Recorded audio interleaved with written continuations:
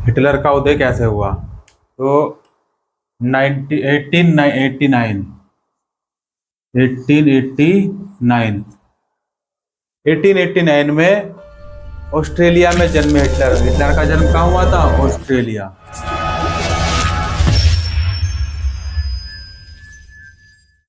में हिटलर का जन्म हुआ और युवा अवस्था से बेहद गरीबी में गुजरी। इसकी जो हिटलर की युवा अवस्था थी बहुत ही गरीबी में गुजरी।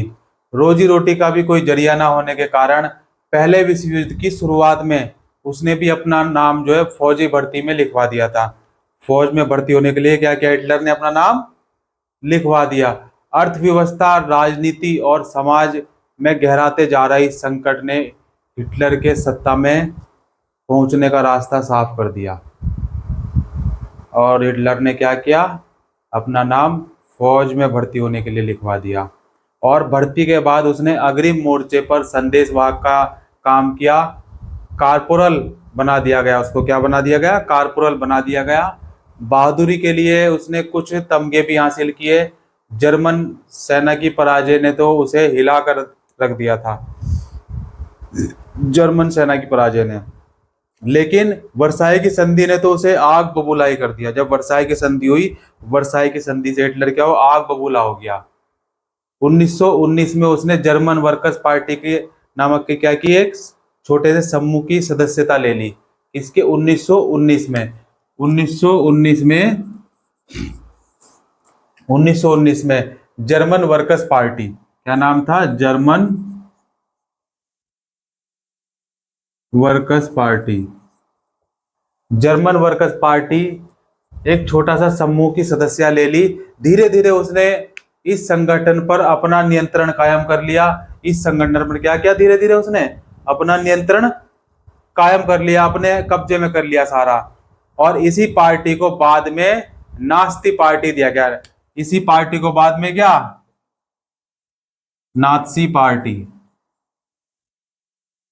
का नाम दिया गया इसी को। जब इसने हिटलर ने क्या किया? धीरे इस पे कब्जा कर लिया और फिर इसका नाम पार्टी का बदल दिया गया। क्या रख दिया गया?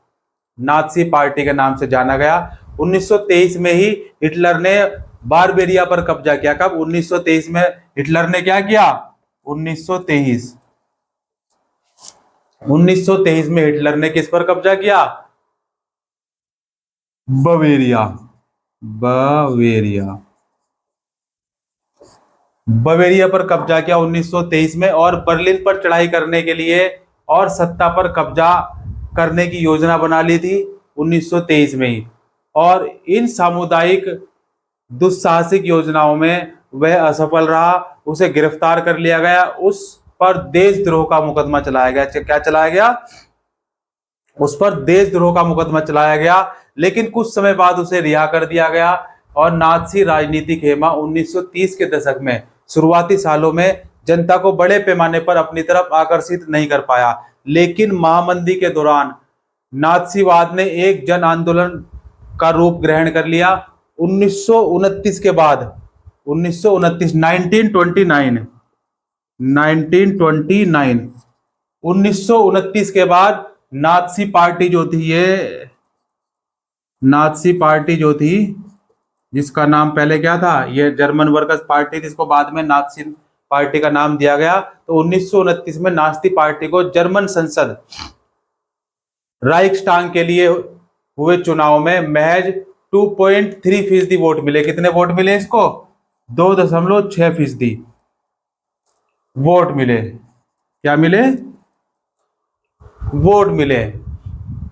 और 1932 तक आते आते यह देश की सबसे बड़ी पार्टी बन चुकी थी और उसे 37% वोट मिले।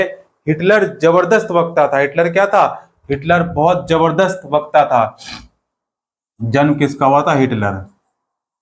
और हिटलर जबरदस्त क्या था? वक्ता।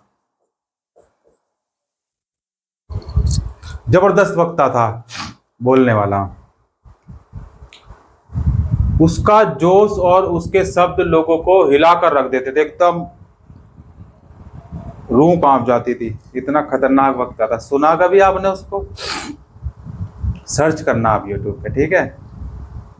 वे अपने भाषणों में एक शक्तिशाली राष्ट्र की स्थापना, वर्साई की संधि में हुई नाइंसाफी के प्रतिरोध और जर्मन समाज को खोई हुई प्रतिष्ठा वापस दिलाने का आश्वासन देता था कि भाई मैं खोई हुई जो प्रतिष्ठा खो गई है उसको वापस दिलाऊंगा। उसका वादा था कि वह बेरोजगारों को रोजगार और नौजवानों को एक सुरक्षित भविष्य देगा। कौन? हिटलर। उसने आश्वासन दिया था कि वह देश को विदेशी प्रभाव से मुक्त कराएगा और तमाम विदेशी साजिशों को मुंहतोड़ जवाब देगा। और हिटलर ने राजनीति की एक नई शैली रची थी। वह लोगों को गोलबंद करने के लिए आडंबर और प्रदर्शन की अहमियत समझाता था। हिटलर के प्रति भारी समर्थन दर्शाने और लोगों में परस्पर एकता का भाव पैदा करने, एकता का भाव पैदा करने। कैसा भाव? एकता का भाव पैदा करने के लिए नास्तियों ने क्या किया? दर्शाने के लिए बड़ी बड़ी रैलियां और जनसभाएं आयोजित की। स्वास्तिक छपे लाल झंडे। क्या स्वास्तिक का चिन्ह देखा है ना आपने? स्वास्तिक का चिन्ह देखा है? तो स्वास्तिक छपे लाल झंडे, नाज़ी सैल्यूट और भाषण के बाद खास अंदाज में तालियों की गड़गड़ाहट, ये सारी चीजें शक्ति प्रदर्शन का हिस्सा थी। और नाज़ियों ने अपने धुआंधार प्रचारों के जरिए हिटलर को एक मसीहा, एक रक्षक, एक ऐसे व्यक्ति के रूप में पेश किया जिसने मानव जनता को तबाही से उबारने के लिए ही अवतार लिया हो। तबाही से उबारने के लिए क्या लिया हो? अवतार लिया हो। एक ऐसा समाज को यह छवि बेहतर आकर्षक दिखाई देती है जिसकी प्रतिष्ठा और गर्व का एहसास चकनाचूर हो चुका था और एक भीषण आर्थिक और राजनीतिक संकट से गुजर रहा था। लोकतंत्र का ध्वंस कैसे हुआ? लोकतंत्र का ध्वंस कैसे हुआ? लोकतंत्र का ध्वंस, लोकतंत्र, लोकतंत्र का ध्वंस। लोकतंत्र का ध्वंस कैसे हुआ? तो 30 जनवरी 1933, 30 जनवरी 1993, 30 जनवरी 1993, 30 जनवरी 1933 को राष्ट्रपति हिंडनबर्ग ने हिटलर को चांसलर का पद दिया। किसने दिया? राष्ट्रपति कौन था? हिंडनबर्ग। राष्ट्रपति हिंडनबर्ग ने क्या दिया? किसको? हिटलर को चांसलर का पद दिया, चांसलर।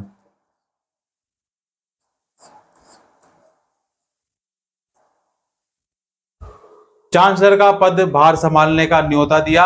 यह मंत्रिमंडल की सबसे शक्तिशाली पद था, मंत्रिमंडल का सबसे शक्तिशाली पावरफुल पद था। तब तक नास्ती पार्टी रूढ़िवादियों को भी अपने उद्देश्यों से जोड़ चुकी थी। सत्ता हासिल करने के बाद हिटलर ने लोकतांत्रिक शासन की संरचना और संस्थानों को भंग करना शुरू किया और फरवरी माह में जर्मन संसद के भवन में हुए रहस्यमय अग्निकांड में उसका रास्ता और आसान हो गया। कैसे आसान हो गया? और भी आसान हो गया।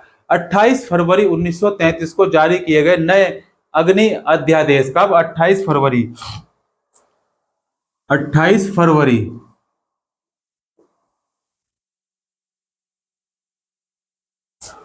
फरवरी 1933 को एक जारी किया गया, क्या एक आदेश जारी किया गया जिसको क्या कहा गया? अग्नि अध्यादेश, फायर डिक्री के जरिए क्या हुआ? अभिव्यक्ति, प्रेस एवं सभा करने की आजादी जैसे नागरिक अधिकारों को अनिश्चित काल के लिए निलंबित कर दिया गया। वाइमर संविधान में इस अधिकारों को काफी महत्वपूर्ण स्थान प्राप्त था। इसके बाद हिटलर ने अपने कर शत्रु कम्युनिस्टों पर निशाना साधा। ज्यादातर कम्युनिस्टों को रातों रात कंस्ट्रक्शन कैंपों में बंद कर दिया गया और कम्युनिस्टों का बब्बर दमन किया गया। लगभग 5 लाख की आबादी वाले ड्यूसलडॉर्फ शहर में गिरफ्तार किए गए। लोगों की बची कुची जो खुरचन थी वो 6808 फाइलों में से 1440 सिर्फ कम्युनिस्टों की फाइलें थी। नाज़ियों ने सिर्फ कम्युनिस्टों का ही नहीं सफाया किया, नास्ती शासन ने कुल 52 किस्म के लोगों को अपने दमन का निशाना बनाया था। 3 मार्च 1933 को प्रसिद्ध विशेषाधिकार अधिनियम, कब? 3 मार्च 1933, 3 मार्च 1993 को क्या किया? 3 मार्च 1933 को प्रसिद्ध विशेषाधिकार अधिनियम, इनेबलिंग एक्ट, क्या बोलेंगे? इनेबलिंग एक्ट पारित किया। और इस कानून के जरिए जर्मनी में बकाया तानाशाही स्थापित कर दी गई। बकायदा क्या किया गया? तानाशाही स्थापित कर दी गई। और इस कानून ने हिटलर को संसद को हंसिए पर धकेलने और केवल अध्यादेशों के जरिए शासन चलाने का निरंकुश अधिकार प्रदान किया। नास्ती पार्टी और उसके जुड़े संगठनों के अलावा सभी राजनीतिक पार्टियों और ट्रेड यूनियन पर पाबंदी लगा दी गई। अर्थव्यवस्था, मीडिया, सेना, न्यायपालिका पर राज्य का पूरा नियंत्रण स्थापित हो गया। किस किस का स्थापित हुआ नियंत्रण? अर्थव्यवस्था का, सेना का, मीडिया का, न्यायपालिका का, राज्यों का पूरा नियंत्रण स्थापित हो गया। पूरे समाज को नास्तियों के हिसाब से नियंत्रित और व्यवस्थित करने के लिए विशेष निगरानी और सुरक्षा दस्ते गठित किए गए। विशेष निगरानी के लिए क्या किया गया? सुरक्षा दस्ते गठित किए गए। पहले से मौजूद हरी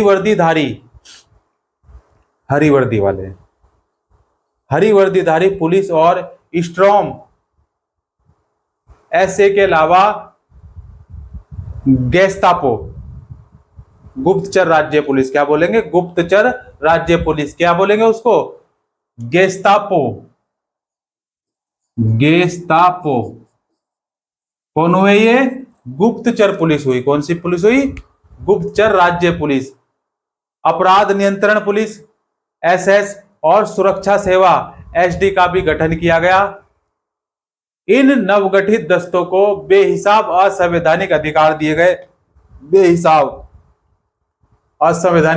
दिए गए। इन्हीं की वजह से नास्ती राज्य को एक खूंखार आपराधिक राज्य की छवि प्राप्त हुई और गेस्तापो के यंत्र गृहों में किसी को भी बंद किया बिना कानून कार्रवाई के देश निकाला दे दिया जाता था या उसको गिरफ्तार कर लिया जाता था।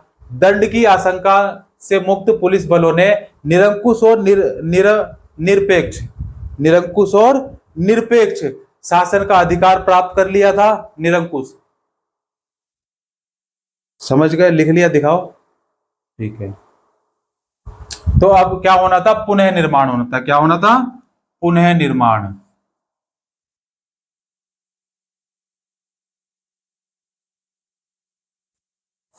पुनः निर्माण।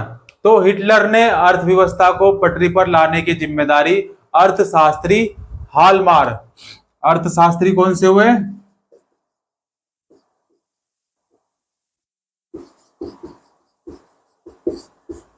हालमार अर्थशास्त्री, और पूरा नाम क्या होगा? साख्त भी लगा लो इसके आगे। इनको सौंपी और साख्त ने सबसे पहली सरकारी पैसे से चलाए जाने वाले रोजगार संवर्धन कार्यालयों के जरिए 100% उत्पादन और 100% रोजगार उपलब्ध कराने का लक्ष्य तय किया। क्या लक्ष्य क्या था? कि 100% तो रोजगार और 100% उत्पादन का लक्ष्य रखा। मशहूर जर्मन के सुपर हाईवे और जनता की कार फोक्सवैगन इस परियोजना की देनी थी। विदेश नीति के मोर्चे पर भी हिटलर को फौरन कामयाबी मिली, तुरंत। और 1933 में उसने लीग ऑफ नेशन 1933 में क्या खोला उसने? पल्ला झाड़ा किससे? लीग ऑफ नेशन,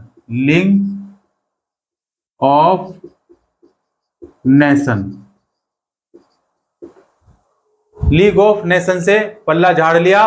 1936 में राइलैंड पर दोबारा कब्जा किया और एक साम्राज्य एक नेता के नारे की आड़ में 1938 में ऑस्ट्रिया को जर्मनी में मिला लिया। कब मिला लिया? ऑस्ट्रिया को जर्मनी में कब मिला लिया? 1938 में। 1938 में ऑस्ट्रिया को जर्मनी में मिला लिया। इसके बाद उसने चेकोस्लोवाकिया के कब्जे वाले जर्मन भाषी सुडेटलैंड, क्या है? सुडेट लैंड प्रांत पर कब्जा किया और फिर पूरे चेकोस्लाविया को हड़प लिया। पूरे चेकोस्लाविया को उसने क्या किया?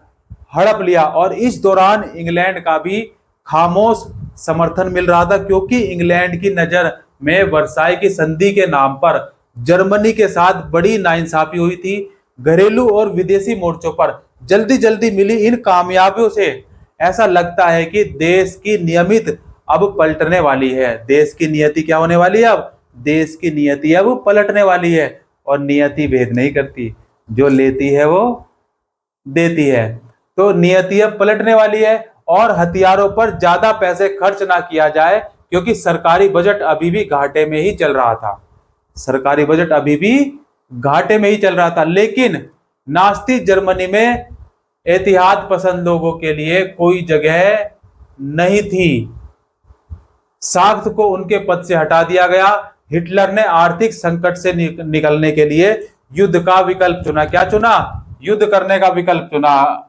हिटलर ने युद्ध करने का विकल्प उसको सही लगा और उसने युद्ध करने का ही विकल्प चुना। वह राष्ट्रीय सीमाओं का विस्तार करते हुए ज्यादा से ज्यादा संसाधन इकट्ठा करना चाहता था और इसी लक्ष्य को ध्यान में रखते हुए सितंबर 1939 में, कब? सितंबर 1939 में उसने पोलैंड पर क्या किया? हमला कर दिया। किस पर हमला कर दिया इसने? सितंबर 1939 में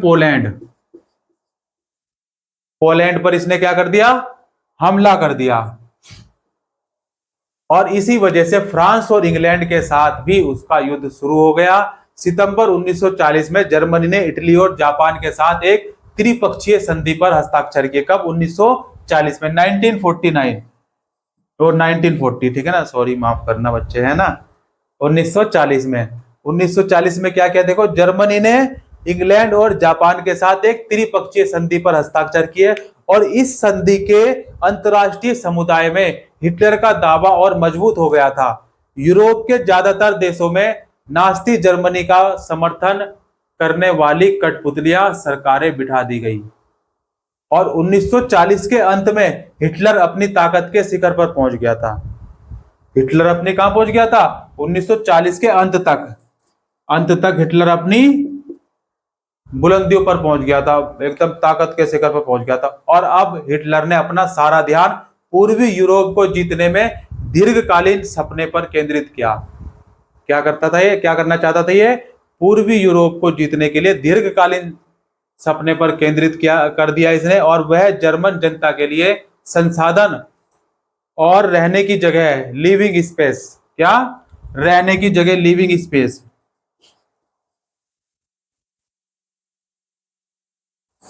रहने की जगह, लिविंग ऑफ स्पेस का इंतजाम करना चाहता था। और जून 1941 में, कब? जून 1941, ठीक से लिखो बच्चों, जून 1941। जून 1941 में देखो क्या हुआ। जून 1941 में उसने सोवियत संघ पर हमला किया। किस पर हमला किया उसने? सोवियत संघ।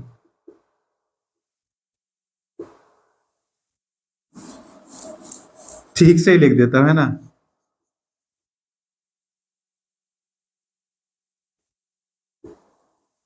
जून 1941 में उसने क्या किया? सोवियत संघ पर हमला किया। यह हिटलर की एक ऐतिहासिक बेवकूफी थी। इस आक्रमण से जर्मन पश्चिमी मोर्चा ब्रिटिश वायु सैनिक के बराबरी की चपेट में आ गया, जबकि पूर्वी मोर्चे पर सोवियत सेनाएं जर्मन को चने चबा रही थी।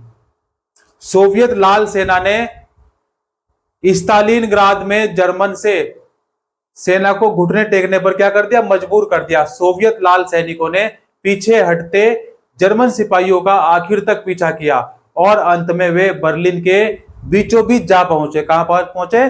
बर्लिन के बिल्कुल बीचों बीच जा पहुंचे, ना इधर ना उधर, एकदम बीच में, है ना। और अमेरिका इस युद्ध में फंसने से लगातार बचता रहा। अमेरिका पहले विश्व युद्ध की वजह से पैदा हुई आर्थिक समस्याओं को दोबारा नहीं झेलना चाहता था, क्योंकि उसने पहले विश्व युद्ध में बहुत क्या झेली थी? परेशानियां झेली थी, आर्थिक समस्याएं बहुत झेलना पड़ा था अमेरिका को।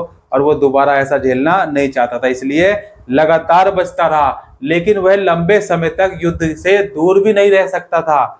पूरब में जापान की ताकत फैलती जा रही थी। उसने फ्रेंच इंडो चाइना पर कब्जा कर लिया और प्रशांत महासागर में अमेरिका नौसैनिक ठिकानों पर हमले की पूरी योजना बना ली थी। जब जापान ने हिटलर को समर्थन दिया, जापान ने हिटलर को क्या दिया, समर्थन दिया, और पर्ल हार्बर, क्या लिखेंगे, Pearl Harbor, Pearl Harbor, Pearl Harbor पर अमेरिकी ठिकानों को बमबारी का निशाना बनाया गया, तो अमेरिका भी दूसरे विश्व युद्ध में कूद पड़ा। यह युद्ध मई 1945, कब, मई 1945, मई 1945, मई 1945 में हिटलर की पराजय और जापान के हिरोशिमा शहर पर अमेरिकी परमाणु बम गिराने के साथ खत्म हुआ। स्वाहा। हाँ,